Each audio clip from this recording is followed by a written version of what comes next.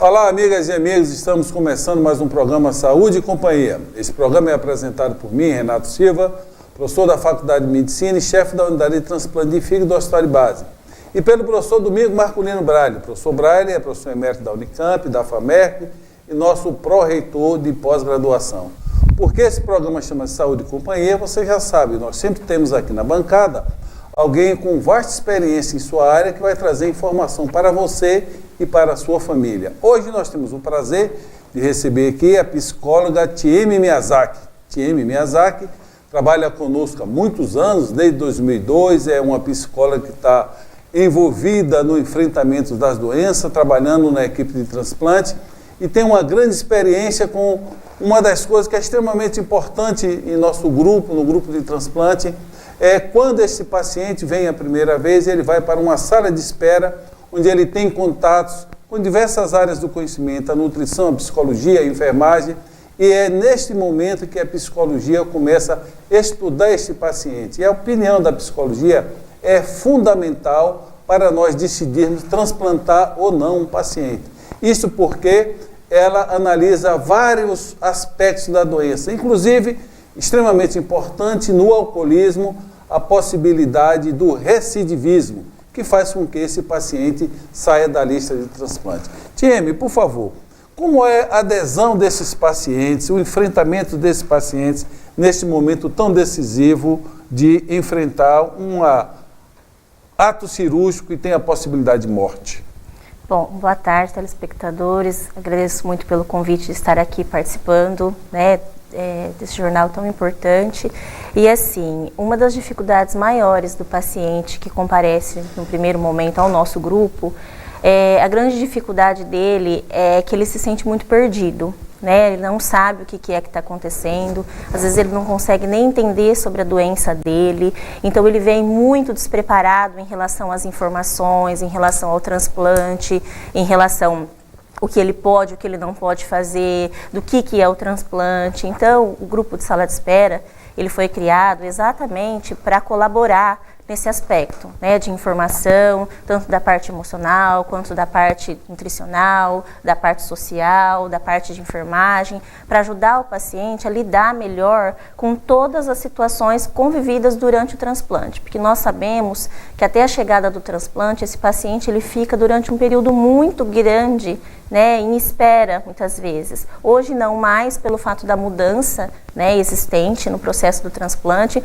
mas mesmo assim, num primeiro momento, o impacto é muito grande, porque muitas vezes ele não consegue nem lidar com a questão da aceitação da doença dele, Quem dirá, sim, em relação a uma aceitação do transplante, em relação... Então, ele fica muito ansioso, muitas vezes ele vem com outros problemas emocionais, dificuldades familiares, e que muitas vezes nós ajudamos ele ali naquele grupo, onde ele participa com outros pacientes que já realizaram todo esse processo, do transplante, porque participam pacientes não transplantados e pacientes transplantados, e também a família. Nós inserimos muita família, que para a psicologia, a família é algo muito importante. É o que nós chamamos de cuidador, no qual o cuidador ele é importantíssimo nesse processo, onde ele também recebe as informações necessárias ali, presente no grupo. Tieme, a maioria desses nossos pacientes, eles são de fora de Rio Preto, às vezes de outros estados. Vocês notam alguma diferença no enfrentamento dos doentes de distância maior? Por exemplo, eu lembro que há muito tempo fui dar uma aula no Acre e às vezes um doente para chegar à capital do Acre, em Rio Branco, ele demora 8 dias de canoa.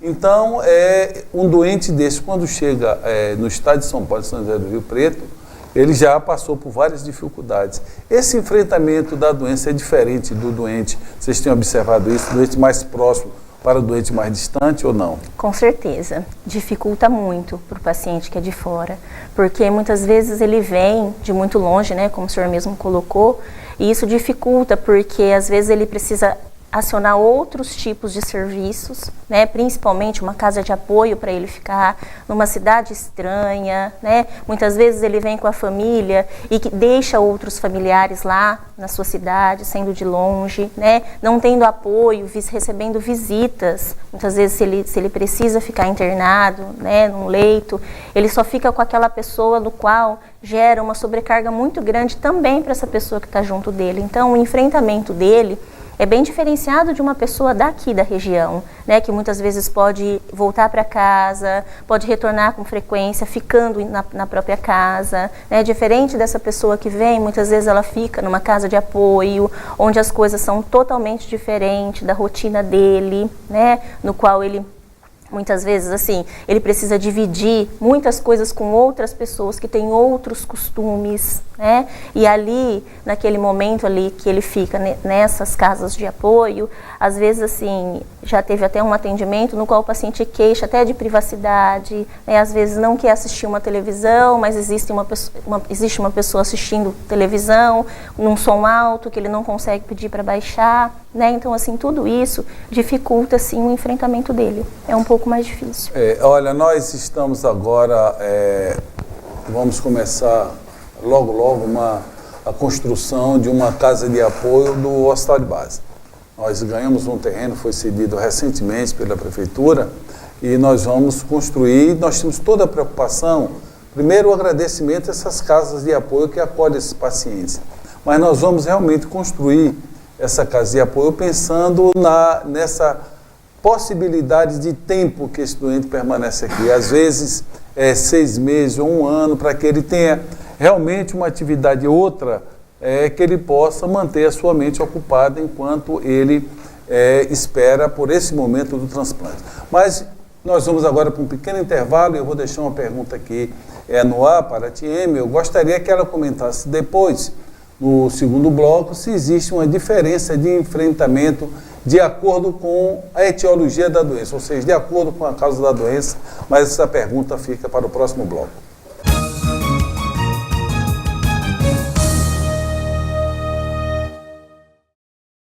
Já pensou nas relações que marcam a nossa vida? Elas surgem de tantas maneiras, quando 1 mais 1 é mais que 2. Algumas acontecem com o tempo, outras de repente. Elas nascem quando se fecham os olhos, ou quando eles se abrem. Grandes relações marcam nossa vida, por isso a Unimed está sempre ao seu lado. Cuidar de você, esse é o plano. Unimed.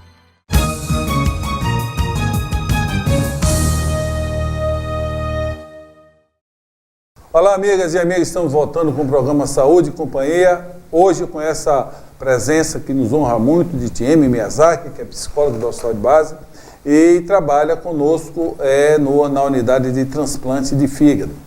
E ficou uma pergunta no ar, existe a pessoa fica cirrótica com várias causas de doença. Às vezes ele tem vírus, às vezes a pessoa fica cirrótica, nós não sabemos por que chamar de cirrose criptogenética, às vezes ele tem um abuso do álcool. E eu gostaria de saber da psicóloga Tieme se tem diferença de enfrentamento de acordo com essa causa da doença. Sim, existe. Existe uma diferença muito grande, até porque em acompanhamento com esses pacientes, o paciente que ele é dependente do álcool, ele tem uma necessidade de acompanhamento muito maior. Não só no momento pré-transplante, mas no momento pós também, porque há uma grande chance de recidiva alcoólica, né? Diferente dos pacientes do vírus da hepatite C, né, que eles têm uma aceitação, uma adesão, né, um pouco melhor, embora, né, em acompanhamento com esses pacientes também, quando ele fazia o tratamento, né, com o interferon e a ribavirina, que são os medicamentos com muitos efeitos colaterais, esses pacientes também têm uma dificuldade muito grande, mas não a mesma dificuldade que o paciente, né, etilista. Porque, na verdade, o paciente etilista, nós sempre assim, tentamos trabalhar com a questão de que o atendimento psicológico ele tem que ser contínuo. Né? Ele tem que ser contínuo porque ele precisa, a todo momento, evitar o primeiro gole, né? O primeiro gole da bebida, o primeiro, né, uso de substância, porque se ele experimentar novamente, ele vai voltar a usar.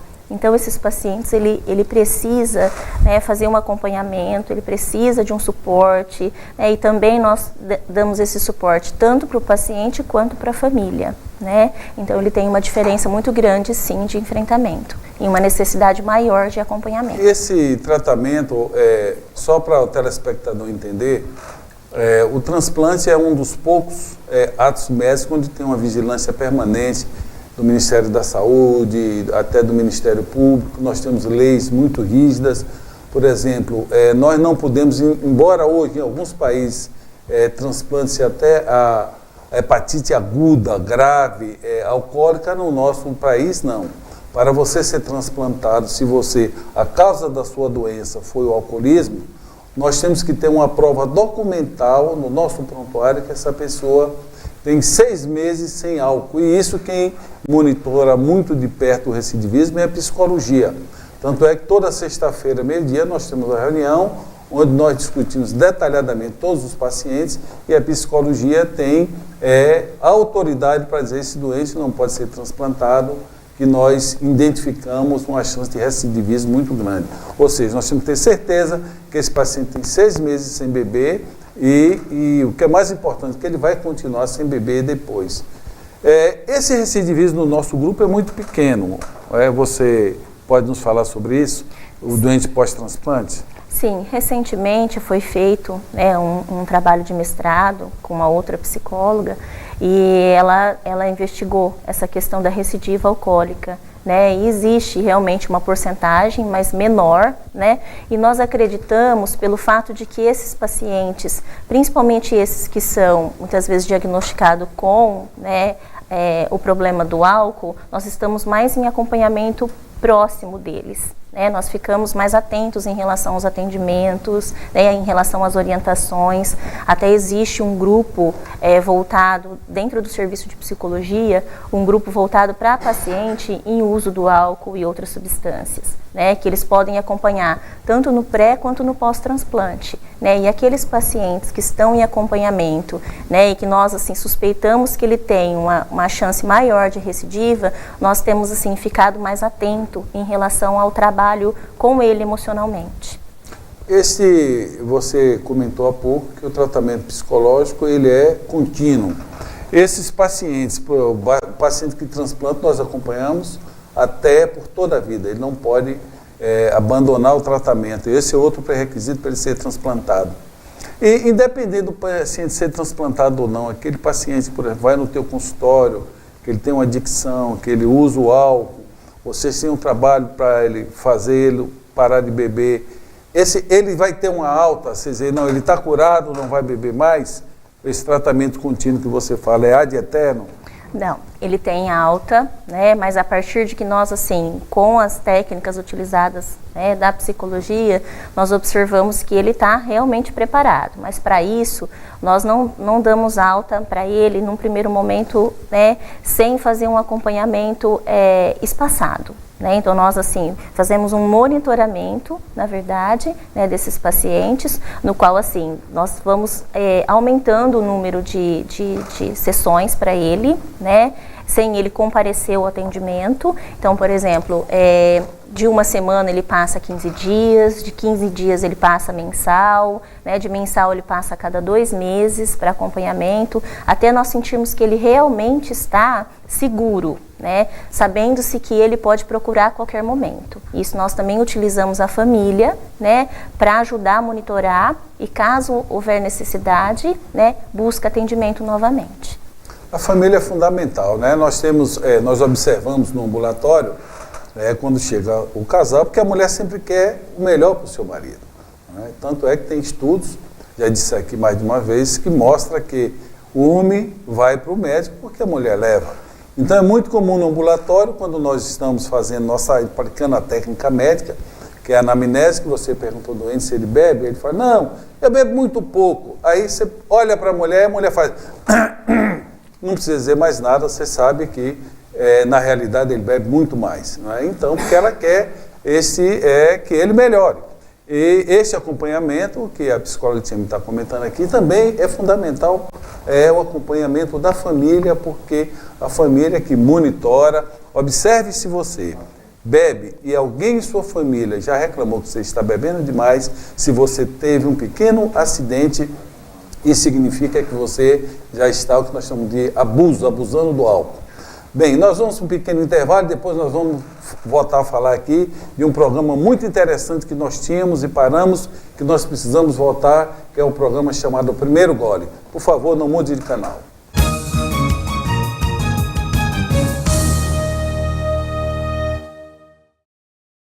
Já pensou nas relações que marcam a nossa vida? Elas surgem de tantas maneiras. Quando 1 mais 1 é mais que 2. Algumas acontecem com o tempo, outras de repente. Elas nascem quando se fecham os olhos ou quando eles se abrem. Grandes relações marcam nossa vida, por isso a Unimed está sempre ao seu lado. Cuidar de você, esse é o plano. Unimed.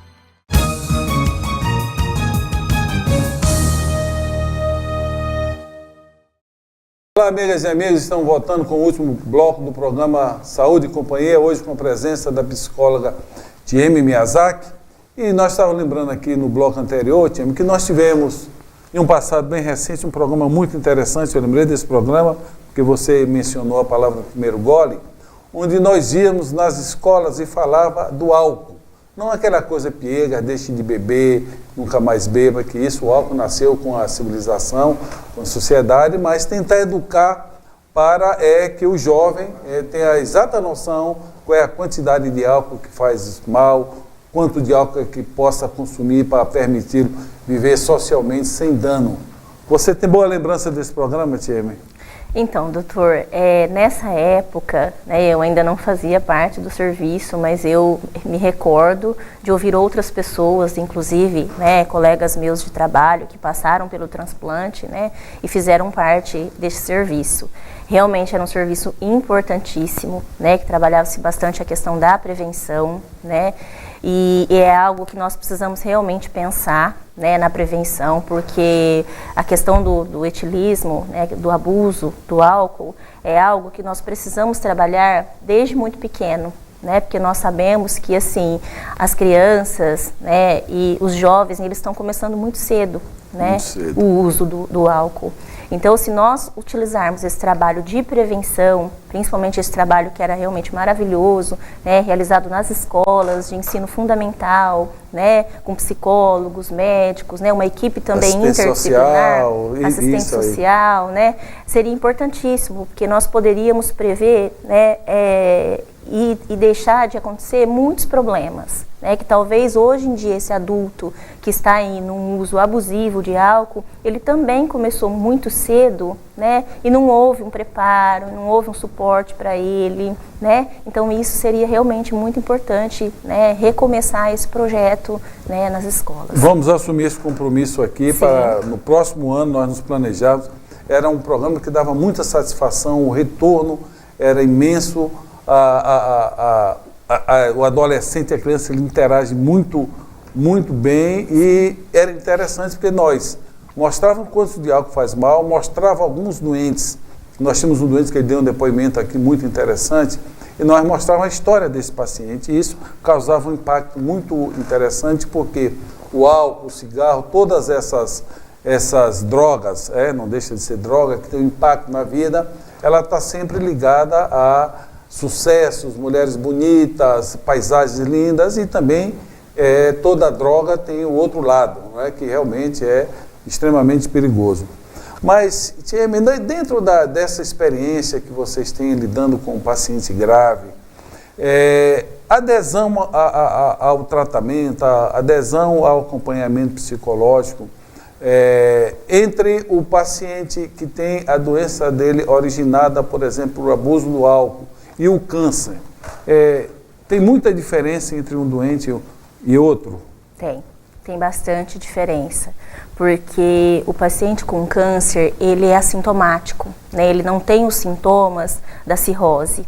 Então isso dificulta a aceitação dele em realizar o transplante, né? Já o paciente cirrótico por álcool, por vírus, né? Ele tem uma aceitação maior, né, em relação ao transplante, principalmente pelo fato de que ele tem os sintomas, né? Então ele tem o sintoma da encefalopatia, ele tem o sintoma da ascite, né, o sangramento. Então isso causa um impacto, né, muito grande, inclusive, né, baixa qualidade de vida no paciente. Então isso faz com que ele tenha mais vontade, embora alguns medos, algumas dificuldades que a psicologia trabalha com ele, né, em relação a essa questão da necessidade do transplante, mas aí bem menor do que às vezes o paciente, né, com câncer. O paciente com câncer, ele tem uma dificuldade maior na aceitação, principalmente pelo fato de ele não ter esses sintomas, né? Então assim, para a psicologia, o paciente que tem a cirrose pelo vírus da hepatite, né, pelo uso abusivo do álcool, né, para trabalhar em relação à aceitação do transplante é melhor do que o paciente que é portador do câncer. Olha, esse comentário é extremamente importante. A pessoa que tem cirrose, e hoje até as pessoas que estão com sobrepeso ou obesa, que tem esteatose, esteatohepatite, essas pessoas podem ter câncer. E o câncer não dá sintoma. Ele dá sintoma em uma fase extremamente tardia. Enquanto que a pessoa que vomita sangue, ele sente a morte de perto. A pessoa que tem barriga d'água. Então, essas pessoas que têm a cirrose e o câncer aparece e não podemos operar mais, fazer uma ressecção, ele precisa ir para transplante, ele tem realmente uma dificuldade, é preciso você convencê-lo que ele tem um câncer para ele aceitar a sua cirurgia, enquanto que o outro doente que está sentindo a morte de perto, que ele não consegue se locomover, ou ele está fazendo punção para tirar água da barriga de 2 em 2 meses ou de mês em mês, ele realmente tem uma aceitação e pede para esse transplante ocorra o mais rápido possível. Agora, Tieme, vamos deixar um pouco o doente grave, o doente que necessita de transplante. Como é que hoje você tem uma família, a tua família está ali harmônica, vivendo, marido, filho, adolescente e tal, e tem assim algum sinal que um pai ou uma mãe jovem possa perceber no seu filho ou no seu parceiro e dizer, olha, eu acho que você deveria fazer uma consulta a um psicólogo. Eu vou contar um problema nosso. Eu lembro que quando nós tivemos logo nossos filhos, nós tínhamos um filho que abria a mão tudo, o mais velho para o caçula. Ele disse, não é possível. Aí fomos consultar um psicólogo. Aí entramos, conversamos com ele, depois ele falou assim, olha, vai para casa que o problema é de vocês, eles são felizes, né? Tem algum sinal, sintoma assim, que um jovem pai ou uma jovem mãe dizer, olha, eu preciso consultar um psicólogo? Nós usamos muito da questão da mudança de comportamento, né? A partir que o jovem, a criança, ela começa a apresentar algumas mudanças de comportamento, é muito importante procurar, né, um atendimento psicológico. Mas independentemente do jovem, da criança, do adulto, do idoso, o acompanhamento psicológico é importante para todos. Né, as pessoas elas precisam trabalhar essa questão, né, e o preconceito que ainda existe e muitas vezes, muito bem falado, até mesmo no grupo de sala de espera, né, nós vemos a hora que fala em acompanhamento psicológico, as pessoas elas falam acompanhamento psicológico para quê? Eu não sou louco? Né? Então, é algo que muitas vezes, assim, as pessoas elas precisam desmistificar essa crença, né? Essa crença que existe de que só vai no psicólogo quem é louco, né? Só vai em psicólogo quem é doido, né? Nós ouvimos muito isso. Então, na verdade, assim, não tem idade, né? Não tem questão da criança, do adolescente, do idoso, né? Do adulto. O acompanhamento psicológico é importante para todo mundo, né? Até para nós, enquanto psicólogos, nós também precisamos fazer esse acompanhamento psicológico, independentemente de uma problemática, né, mais grave ou menos grave, né? Você compra um carro e você fica olhando ali quando completa a quilometragem para levar o carro para revisão, né? Rapidamente você cuida do teu bem material e isso você não faz com sua saúde, né? Você não... raros são os pacientes que, isso é muito mais comum na mulher, que diz, olha, está na hora de eu ir no médico. Então, teoricamente, todo mundo precisa ir ao médico pelo menos uma vez por ano. Não precisa sentir nada. Eles, olha, aí é que é bom. Eles dizem, ó, eu vim aqui para ser examinado, eu quero saber se eu estou tendo algum problema.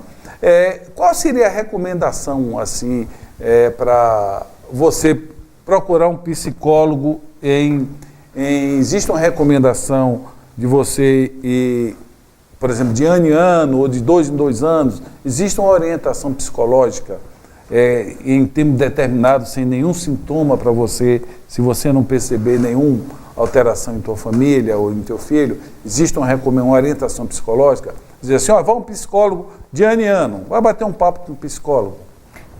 Nós podemos fazer o que nós chamamos, né, de uma triagem. Né? Qualquer paciente pode chegar a qualquer momento. Né? Ele pode passar nesse ano, e de repente, né, neste ano ele não está apresentando nenhum tipo de problema, ou no próximo ano ele começa a apresentar, né? Ele pode voltar ao psicólogo, né? Inclusive, assim, os pacientes que fazem o tratamento durante um período e ele tem alta, nós deixamos muito bem claro para ele, independentemente da queixa, né, e do problema psicológico, ele pode estar voltando a qualquer momento, né? Porque de alguma forma fez bem a ele. Então, às vezes ele pode não voltar com aquela queixa, mas ele volta com outra queixa que pode ajudá-lo também a resolver muitos problemas, né, causados ali naquele momento. Deixa eu te fazer uma pergunta, Tia. Nós estamos chegando ao final do programa. Se você perceber que um filho seu, ou ele está mudando, tendo uma mudança de comportamento muito drástica, que a grande preocupação dos pais é a drogadição, existe alguma técnica especial para os pais abordarem o filho? Primeiramente, começar a observar quem são as amizades desses filhos, né? Então, assim, com quem ele está andando, né? Com quem que ele está convivendo. É claro que partindo do princípio da mudança do comportamento, né, que eu falo novamente, a questão se ele tem ficado com algumas características diferenciadas em casa, né, se antes ele era muito carinhoso, né, com os pais, de repente ele torna-se uma pessoa muito agressiva, né, respondona, né, então assim, isso faz com que às vezes é importante os pais ficarem em alerta. Time, nós estamos chegando ao final do programa. Eu gostaria que você deixasse uma mensagem para o nosso telespectador, por favor. Tá. Uma das coisas que eu gostaria, né, de falar e frisar muito aqui é novamente o que eu acabei de dizer, né? O acompanhamento psicológico, independentemente da doença, independentemente, né, de ter ou não sintomas emocionais negativos, é muito importante para todas as pessoas buscar ajuda emocional, né, porque isso faz com que as pessoas elas podem evitar muitos outros problemas. Bem, nós estamos chegando ao final do programa, nós tenhamos uma boa semana, paz e saúde a todos. Muito obrigado, Time, pela presença. Até o próximo programa.